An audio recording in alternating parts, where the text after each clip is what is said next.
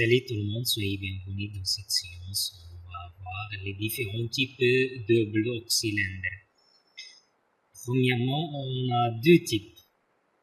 Bloc à alésage direct. On a aussi bloc à chemise amovible. Pour bloc à alésage direct, les blocs en fente sont directement alésés. Le bloc moteur en fente, il est en fente, directement alésé. Il est directement alésé. Les cylindres et le bloc ne faisant qu'une seule pièce. Le bloc,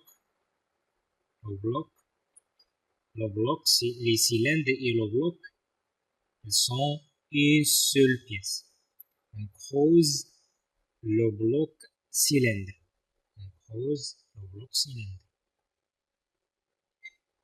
Et je pense qu'il est clair.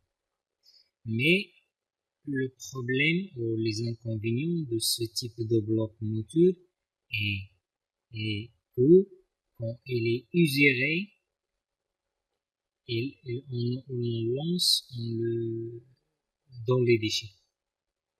Le bloc moteur tous, on l'ajoute dans les déchets. Ça, l'inconvénient de ce type de bloc. Et aussi, on a le bloc à chemise amovible. Le bloc à chemise amovible est facile. Il facilite la fabrication. Il permet l'utilisation de matériaux différents pour le bloc et pour les cylindres. Par exemple, le cylindre en fonte est très rigide et aussi le bloc en alliage léger. Alliage qui est très léger. Et aussi sur la réparation, il est très facile sur la réparation. On fait le remontage des chemises. On change la chemise qui est usurée par une autre qui est neuve. C'est ce bloc à chemise amovible. Il contient deux types de chemises. On a les chemises sèches et la chemise humide. La chemise sèche est connue par son faible épaisseur. Elle est connue par quoi? Son faible épaisseur. Il s'appelle aussi fourreau. Le fourreau de faible épaisseur. Il est émanché dans le bloc, dans un bloc. Il est émanché dans un bloc.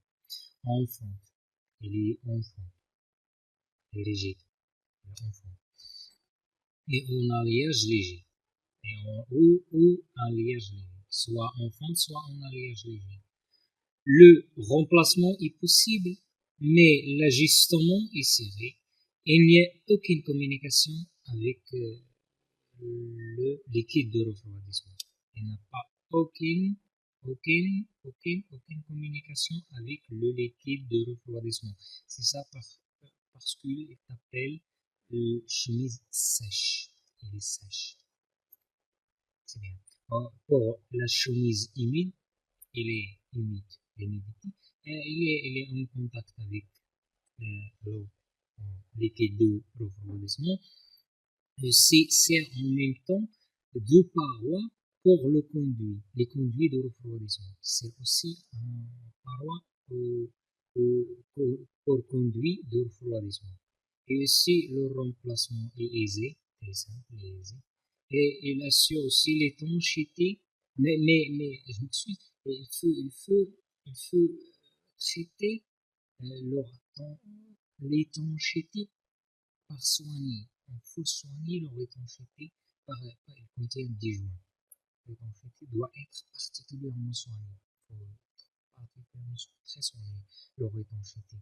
Les chemises en fonte sont réfugiées. Ces chemises sont en fonte. Elles sont également alésées, rectifiées, rodées, etc. Je vous remercie à l'autre séance. Abonnez-vous à notre chaîne, encouragez-nous par j'aime, partagez les vidéos. Je vous remercie. Au revoir. À la prochaine.